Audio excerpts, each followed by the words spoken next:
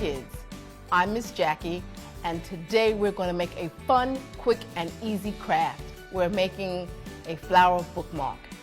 Please don't forget to sign up for summer reading so that you can find out more about the secret life of books. For this craft, you'll need a glue stick, a craft stick, a flower cut from construction paper or cardstock, and a small pom-pom.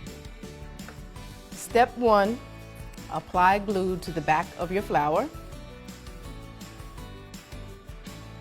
And step 2, apply the flower to your craft stick.